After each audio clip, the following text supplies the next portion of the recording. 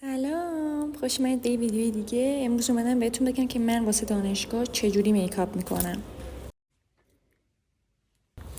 قطعا که اول ضد آفتاب میزنم. من ضد آفتابم رویواله، از داروخونه میتونید تهیه بکنید.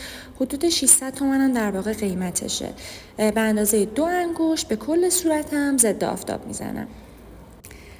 ژل ابروم نیکس ژل هستش، از سایت خودشون میتونید تهیه بکنید. گیاهی، ریزش نداره و اینکه حدود 200 تومنه. من از سیسی کرم فارماسی استفاده میکنم. خیلی سیسی کرم خوب و سبکیه و خیلی کم برای دانشگاه میزنم.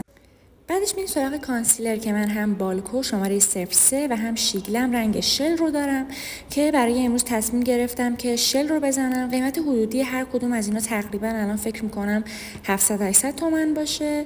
جفتشون هم خیلی برندهای خوب و به نظرم دوست داشتنی هستن، اما من ترجیحم بالکو رو بیشتر دوست دارم.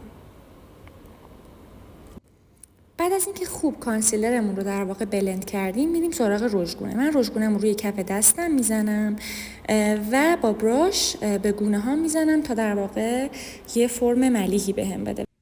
بعدش میریم سراغ پودر فیکس که پودر فیکس من لگرانده. این هم میتونید از سایت خود لگراند تهیه بکنید و فکر کنم 500 تومنه. سایه هم شیگرم، یه رنگ ملیح که فقط پف چشمام رو بگیره.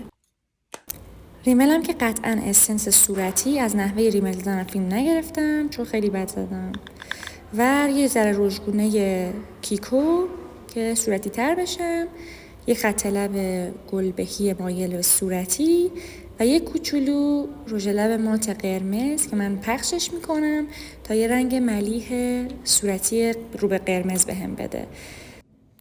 و در آخر هم قطعا خوشبویی خیلی مهمه، بنابراین عطر میزنم. اما قبلش یک بار دیگه ابروهام رو با ژل ابرو فرم دادم که لیفت شده تر و مرتب تر دیده بشه. و همین دیگه، بای. اینم لوک آخر توی آسانسور.